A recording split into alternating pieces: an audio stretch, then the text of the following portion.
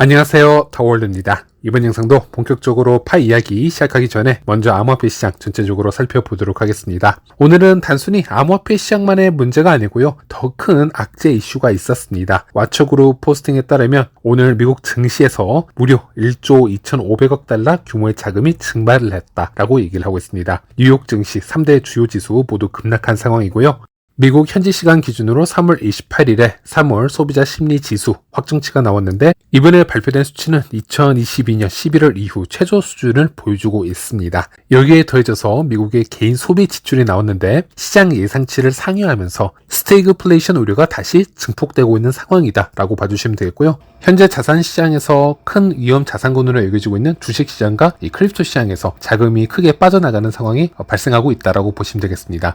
그래서 현재 비트, 알트 할 거 없이 모두 하락세를 보여주고 있다라고 보시면 되겠고, 이제는 제 영상 계속 시청하시는 분들은 잘 아시겠지만 이 중에서 몇 가지 수치만 이제는 보더라도 이 시장 분위기가 대체적으로 파악이 될 거라고 봅니다. 공포 탐욕 지수를 보면요, 어제 33까지 회복이 되었다가 다시 27포인트로 더 극단적 공포 쪽으로 다시 내려가고 있는 것을 살펴볼 수 있고요. 크립토 전체 시총도 2.8조 달러에서 다시 2.7조 달러로 자금이 빠져나간 것을 볼 수 있습니다. 또 비트코인 ETF가 최근에 순유입 흐름으로 전환을 하는가 싶더니 오늘은 다시 순유출로 마무리가 되었고요. 어제는 비트코인 도미넌스가 60%대였는데요. 조금 더 상승해서 61% 이상으로 상승을 했습니다. 상당히 높은 이 비트코인 도미넌스라고 보시면 되겠는데 현재 비트코인, 알트코인, 모든 코인 가격이 조금씩 조정을 받고 있는 상태에서 비트코인의 도미넌스 비중이 이렇게까지 상승을 하고 있다는 것은 그나마 이 시장에서 믿을 만한 대장 코인인 비트코인을 제외하고는 다른 타 알트코인들은 시장이 불안한 만큼 상대적으로 가격이 더 크게 하락을 하고 있기 때문에 이런 현상이 일어난다라고 보시면 되겠습니다.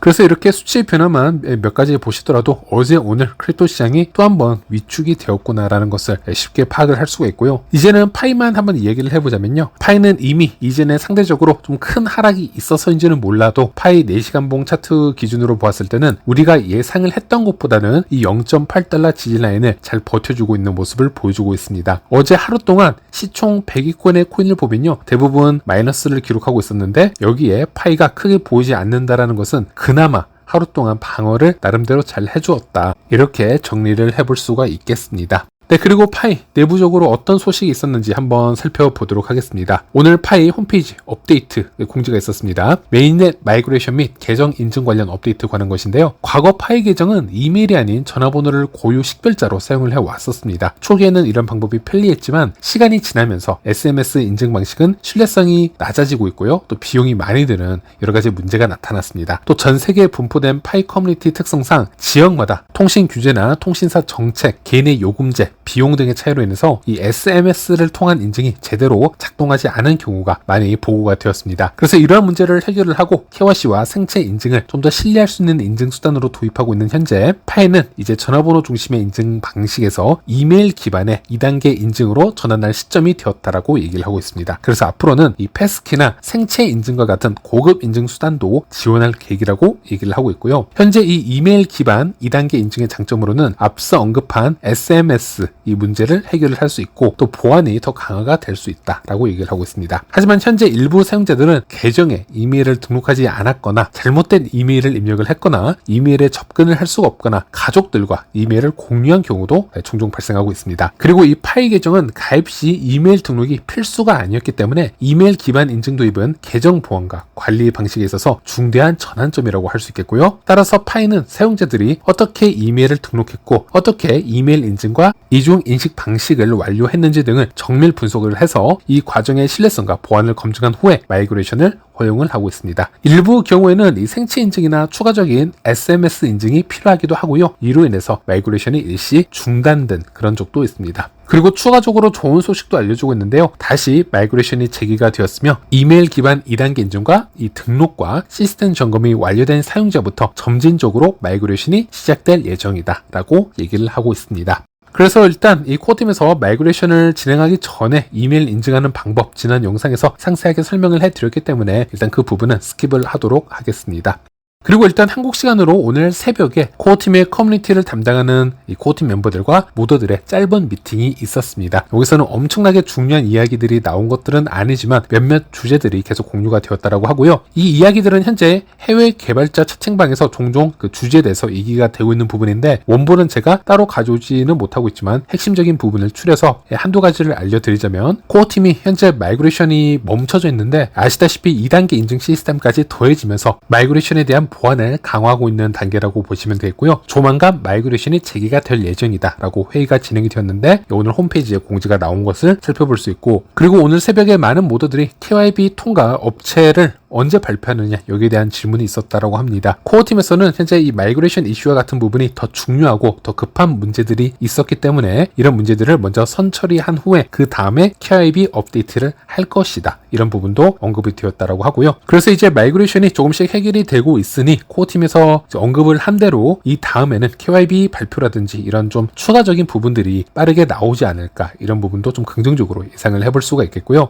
그리고 해외 모더들이 채팅방에서 공유를 한 이야기에 따르면요, 우리는 아직 수천만 명의 파이오니어들이 KYC를 완료를 하고 1차 마이그레이션을 진행하도록 노력 중이다. 그래서 2차 마이그레이션은 현재 우선순위가 아니며 훨씬 나중에 진행이 될 예정이다 라고 얘기가 나왔습니다. 그래서 이 부분도 코어팀에서 지속적으로 조율을 하고 있는 것으로 보여지는데, 2차 마이그레이션에 대한 정확한 타임라인이 발표가 되지는 않았습니다. 하지만 여러 환경적 요소나 변수들을 모두 고려를 해서 지금 지속적으로 판단을 해야 되는데, 현재 상황에서 보았을 때는 이 훨씬 이후에, 훨씬 나중에라는 단어를 사용을 한 만큼 2차 마그는 현재 우선순위에서는 좀 더 미뤄진 것이 아닌가, 이렇게도 예상을 해볼 수가 있겠습니다. 그리고 최근 파이코어팀에서 이 그래픽 아트를 제공하고 있는 중국 모더레이터죠, 디엔코의 계정을 살펴보면요, 다소 미스테리한 게시물을 발견을 할 수가 있습니다. 여기서 눈에 띄는 것은 삼각형과 파이가 마치 파트너십을 맺고 있는 듯한 느낌을 주는 이 글이 되겠는데요, 실제로 디엔코와 같은 일부 인원들은 코어팀과 비교적 가까운 위치에서 활동을 하거나 내부 소식을 미리 접하는 경우가 있습니다. 다만 그들은 직접적인 정보 공유가 제한되어 있기 때문에 이처럼 은근한 힌트성 이미지나 포스팅을 통해서 커뮤니티에게 좀 정보를 전달하는 것으로 보여지고 있는데, 여기서 이 세모가 의미하는 바가 무엇일까, 여러 가지 추측들이 나오고 있습니다. 어제 제 영상에서는 잠시 소개를 해드렸던 벤사의 로고, 즉 벤사의 삼각형 심볼을 연상하게 한다라는 점에서 이 파이와 이 벤사와의 파트너십을 암시하는 것이 아닐까, 이런 추측도 해볼 수 있겠습니다. 물론 다시 말씀드리지만 이건 공식 발표가 아닌 커뮤니티의 추정일 뿐이고요. 그리고 제가 개인적으로 조사를 해본 바에 따르면 해외 개발자들 또는 글로벌 이 모더레이터들 사이에서는 이미 이 벤사 기업과 파이 간의 파트너십이 내부적으로 인지되고 있다라는 정황들이 포착이 되었고요. 하지만 현재는 조금씩 이 발표가 늦춰지고 있는 부분이 여러 가지 에러를 포착을 하고 또 개선을 해야 되고요. 여러 세부 사항들을 조율하는 단계가 아닌가, 이렇게 한번 우리가 생각을 해볼 수 있겠습니다. 그래서 아직은 코어팀의 공식 공지가 나오지 않은 상태이기 때문에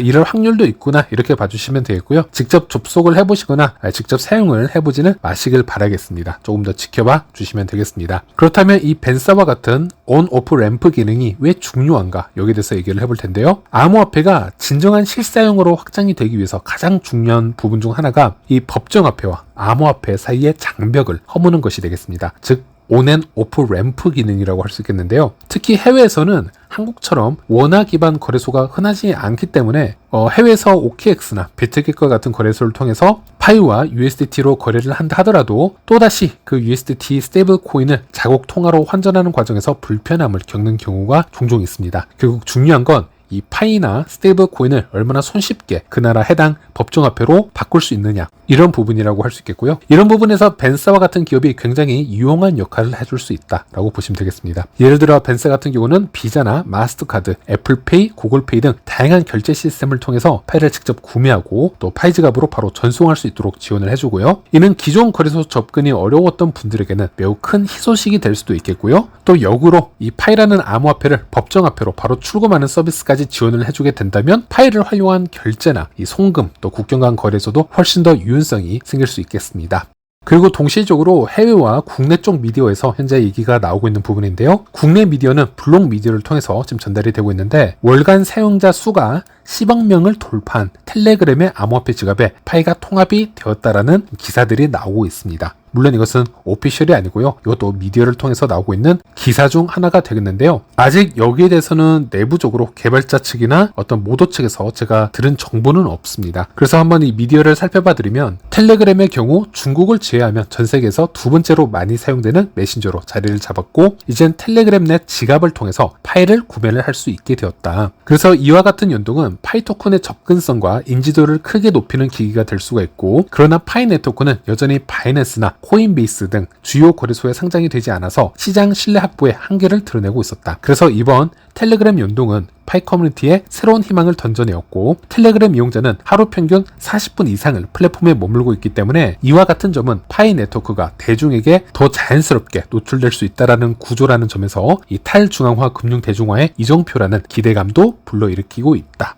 라고 얘기를 하고 있습니다. 네, 그래서 이 텔레그램으로 가보시면요. 텔레그램 사용자들은 지갑을 쉽게 만들 수가 있습니다. 몇 분 안에 생성이 가능하고요. 이 지갑에 들어가 보면은 파이가 검색이 되고 거래가 되게끔 일단 UI가 좀 보여지는 것까지 지금 확인이 가능하다. 하지만 이 부분도 역시나 코어팀의 최종 공지를 기다려야 되는 부분이기 때문에 좀 더 조심히 지켜봤다가 여기에 대해서 말씀드리도록 하겠습니다. 그리고 현재 파이 홈페이지에 KYB 리스트에 변화가 생겨나고 있습니다. 현재 이 페이지를 업데이트를 준비를 하면서 일시적으로 생겨나는 현상 같아 보이는데요. 현재까지 이 파이 KYB를 통과한 5개 중앙화 거래소가 보이고 있고 또 브릿지 부분도 보여지고 있는데 아직까지는 지금 나타나는 게 없습니다. 또 웹 3.0 지갑으로는 OKX 지갑도 보여지고 있고요. 그래서 조만간 이 페이지에 더 많은 기업들이 이곳에 보여지고 발표가 되기를 바라보겠습니다. 네, 그리고 마지막으로 파이 커뮤니티에서 광고가 되고 있는 다른 파이 커뮤니티 앱 하나 소개해 드리도록 하겠습니다. 스마트 스테이라는 앱인데요. 현재는 테스트넷에서 개발 중이라고 합니다. 탈중앙형 숙소 예약 플랫폼이라고 하고 여기서 숙소 등록이나 검색, 예약 및 관리를 할 수가 있고 결제는 오직 파이코인으로만 진행을 한다라고 합니다. 기본적으로 이 거래 충돌을 최대한 줄이기 위해서 에스코레 시스템으로 운영을 하고 있고요. 이 스마트 스테이 앱이 잘 성장을 할 수 있다면 파이투고 앱과 함께 여러 경쟁 앱이 될 수 있지 않을까 이렇게 좀 긍정적으로 기대를 해보도록 하겠습니다. 이 앱에 관해서도 지속적으로 모니터링을 해본 후에 유의미한 결과가 나온다면 다시 업데이트 해드리도록 하겠습니다. 네, 끝으로 다시금 이 파이 생태계가 조용한 시즌을 지나서 본격적으로 여러 움직임을 시작하는 그런 시즌으로 접어들고 있다는 생각이 듭니다. 특히 최근에 마이그레이션 이슈로 인해서 많은 것들이 일시 정지가 되었고 하지만 이런 마이그레이션 이슈들이 1차적으로 해결되고 있는 모습들이 보여져서 앞으로는 보다 활발한 이 코어팀 업데이트와 진전을 기대해 볼 수 있을 것 같습니다. 네, 오늘 영상은 여기서 마무리하도록 하겠습니다. 다음 영상에서 다시 찾아뵙도록 하겠습니다. 모두 시청해 주셔서 감사합니다.